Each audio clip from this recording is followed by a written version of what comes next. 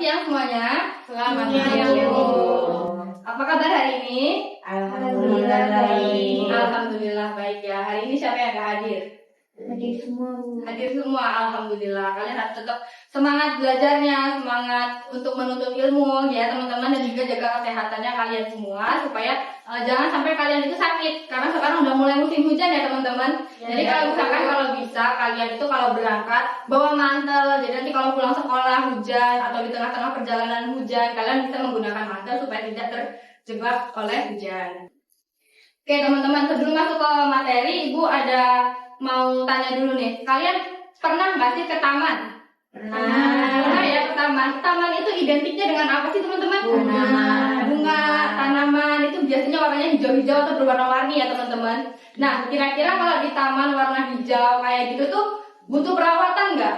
Butuh ya. Kira-kira untuk menghijaukan atau untuk mensuburkan itu kira-kira ditambah apa teman-teman? Diberi perlakuan apa? Pupuk ya. Nah, atau bisa juga dengan menggunakan garam, yaitu garam Epsom. Nah, garam Epsom ini juga kita sebut dengan garam magnesium sulfat ya teman-teman, di mana garam magnesium sulfat ini itu dihasilkan dari reaksi asam dan basa. Nah, kira-kira dari reaksi asam dan basa ini garam itu bersifatnya gimana teman-teman? Ada yang tahu? Belum tahu ya. Oleh sebab itu, materi hari ini kita itu akan mempelajari tentang hidrolisis garam. Hidrolisis garam. Nah, di mana di sini itu hidrolisis garam. Hidrolisis itu ada kata hidro dan kata lisis. Di mana hidro itu air dan lisis itu penguraian. Jadi di sini hidrolisis garam pengertiannya penguraian garam di dalam air. Gitu ya teman-teman. Jadi di sini Ibu harapkan nanti setelah kalian mempelajari materi kita hari ini, tujuannya itu kalian bisa menentukan sifat dari garam berdasarkan hidrolisisnya, dan juga kalian bisa menentukan atau menghitung pH dari larutan garam yang berdasarkan keasamannya. Nah, teman-teman perlu kita ketahui bahwa kalau misalkan asam kita reaksikan dengan basa, itu pasti akan menghasilkan garam plus air. Nah, dari sini kita juga harus tahu dulu tuh, garam itu tuh ada berapa jenis. Di sini itu garam itu ada 4 jenis, teman-teman. Garam itu ada 4 jenis. Yang pertama ada garam yang dihasilkan dari asam kuat dan basa kuat. Nah, di sini contohnya misalkan asam kuat itu HCl ya teman-teman. Misalkan di sini contohnya HCl direaksikan dengan basa NaOH.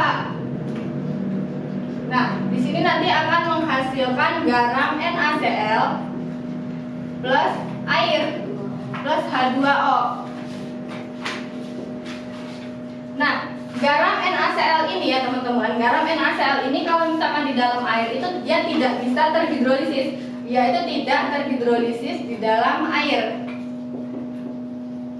Kemudian garam yang kedua, kita ada garam asam kuat dengan garam basa lemah. Nah, di sini contoh dari asam kuat kita pakai HCl lagi teman-teman. HCl ditambah dengan basa lemah, contohnya itu NH4OH. Nah, dari kedua asam dan basa ini kalau misalkan kita reaksikan akan menghasilkan garam NH4Cl ditambah H2O. Nah, teman-teman, NH4Cl ini kalau misalkan kita uraikan menjadi ion dan kationnya gimana kira-kira? Ini jadi NH4 plus dan satunya jadi Cl- ya. Nah, Cl-. Kira-kira dari NH4 ini bisa nih teman-teman kita reaksikan dengan air atau terhidrolisis dengan air. Dengan reaksinya begini teman-teman. NH4 plus ditambah H2O itu nanti dia akan menghasilkan ini teman-teman menjadi bentuk basa basalnya lagi menjadi NH4OH plus H plus. Nah, teman-teman, di sini yang kita highlight itu ada H plusnya di sini. Karena di sini itu ada H plus, berarti garam yang berasal dari asam kuat dan basa lemah itu nanti akan memiliki sifat asam. Nah, selanjutnya kita masuk ke garam yang ketiga. Garam yang ketiga itu dihasilkan dari asam lemah dengan basa kuat.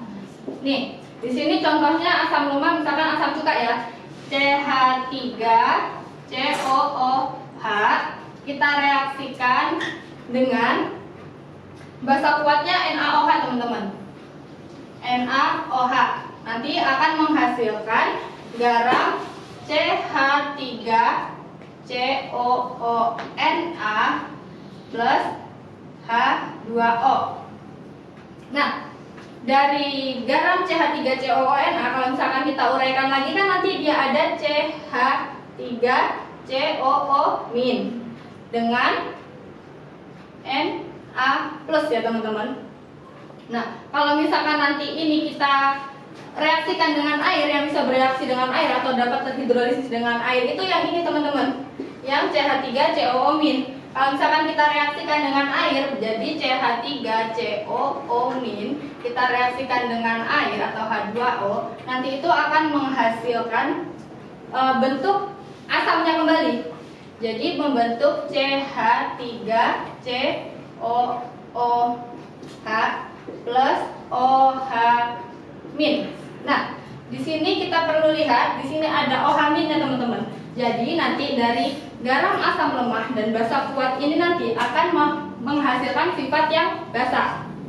Nah, masuk ke garam yang terakhir. Garam yang terakhir itu ada dari asam lemah dengan basa lemah. Nah, teman-teman, contoh misalkan asam lemah itu kita misal pakai HCN ya, teman-teman.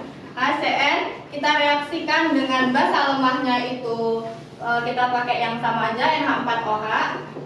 NH4OH itu nanti akan menghasilkan garam NH4CN ditambah H2O.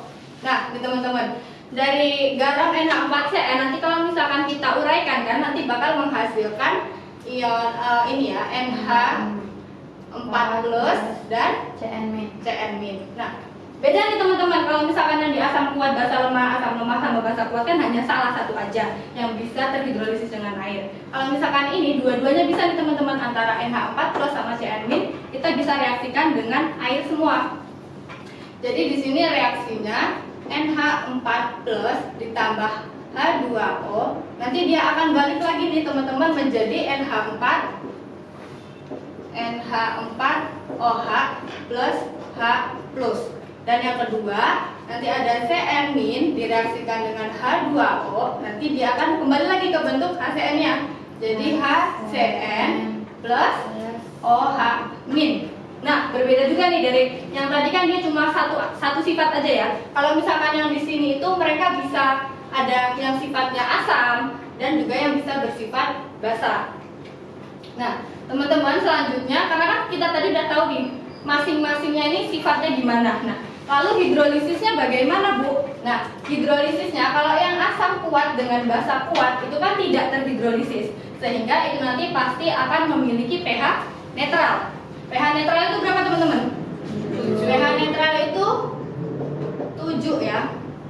Terus misalkan dan di sini asam kuat, basa lemah sama asam lemah dengan basa kuat itu masing-masing memiliki sifat asam dan memiliki sifat basa. Nah, nanti mereka kedua larutan ini akan memiliki sifat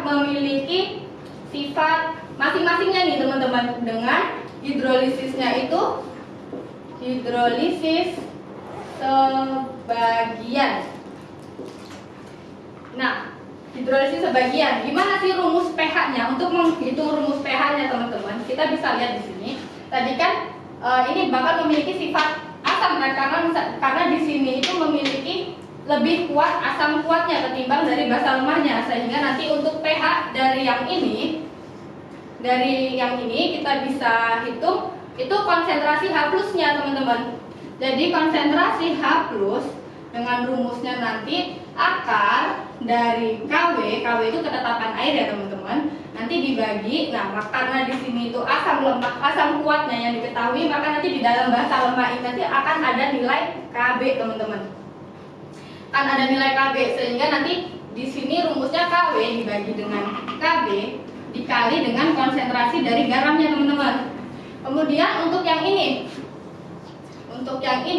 rumusnya itu kebalikannya teman-teman.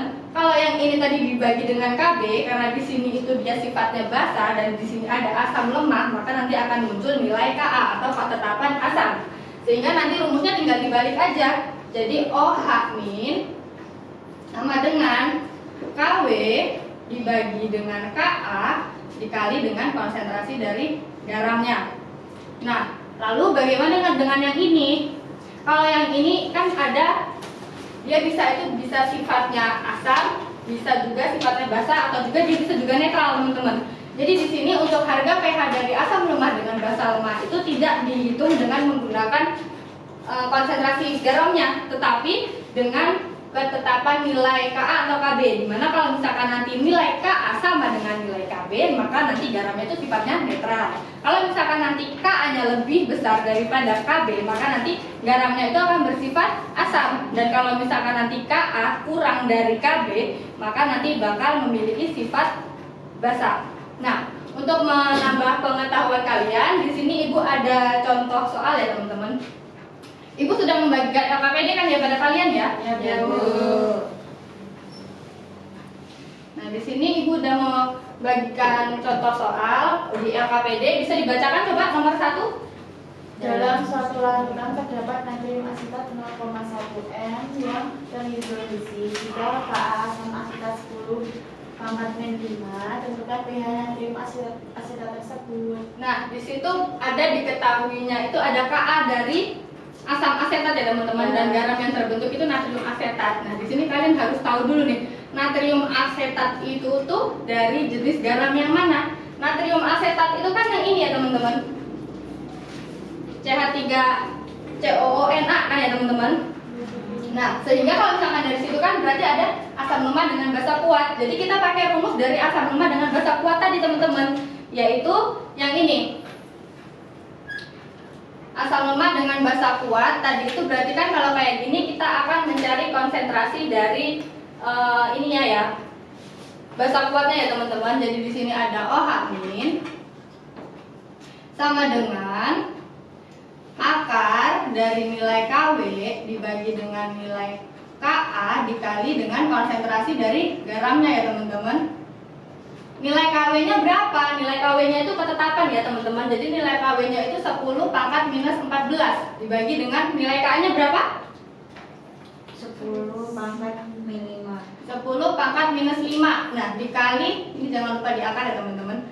Dikali nanti dengan konsentrasi dari garam. Konsentrasi dari garamnya berapa teman-teman? 0,1. 0,1 molaritas ya. Itu sama aja dengan 10 pangkat minus 1 ya teman-teman. Nah, kalau misalkan kayak gini, kalau misalkan kita hitung, bagaimana nih teman-teman hasilnya? Ini berarti nanti hasilnya akan dapat akar dari 10 pangkat minus 10. Sehingga nanti akar dari 10 pangkat minus 10 adalah 10 pangkat minus 5 nih teman-teman. Kan kita udah dapat nih OH min-nya. Jadi kita harus cari lagi POH. POH-nya kan berarti min log OH min. Ini kan teman-teman. Jadi min log dari 10 pangkat minus 5. Berapa hasilnya? 5. Sehingga pH-nya berapa? Sehingga pH-nya 14 dikurangi 5. Berapa teman-teman? 9. Oke. Jadi gini ya teman-teman, paham ya? Jadi dari hidrolisis garam ini tadi hanya ada 3 rumus tadi teman-teman. Jadi nanti kalian nggak perlu dihafalkan, cukup kalian pahami aja nanti dari garamnya itu terbentuk dari jenis garam yang mana. Nah teman-teman, mungkin cukup sekian materi kita hari ini. Nanti Ibu akan memberi soal evaluasi untuk kalian di Google Classroom. Kalian bisa mengerjakannya ya teman-teman. Oke, ada yang ditanyakan? Belum. Oke, Ibu akhiri. Wassalamualaikum warahmatullahi wabarakatuh.